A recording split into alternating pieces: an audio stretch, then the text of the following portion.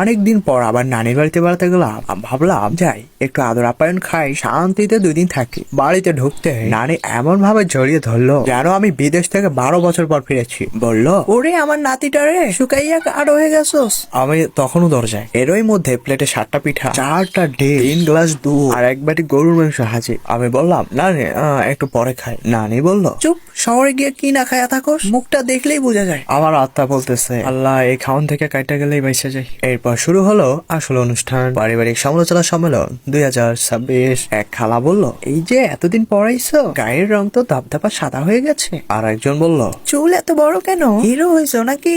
এক মামা চশমা নামাইয়া বলল, কাজকর্ম করো নাকি শুধু ফোনে টিপো? আমি তো চুপচাপ বসে আছি, মনে হচ্ছে আমি এখানে বেড়াতে না, চাকরির ইন্টারভিউ দিতে এসেছি ভাড়া। আর এক নানার বই, মানে হ্যাঁ আমার নানি, এই নানি বলতেছে, এইটার বিয়া দিয়া দে, না হইলে বুড়া হইয়া যাইবো। আমি বললাম, নানি আগে কেরিয়ার। নানি সাথে সাথে বলল, কেরিয়ার পরে হইব, আগে বউ আন। এই একমাত্র জায়গা যেখানে চাকরি নাই, টাকা নাই, কিন্তু বিয়ের জন্য সবাই রেডি।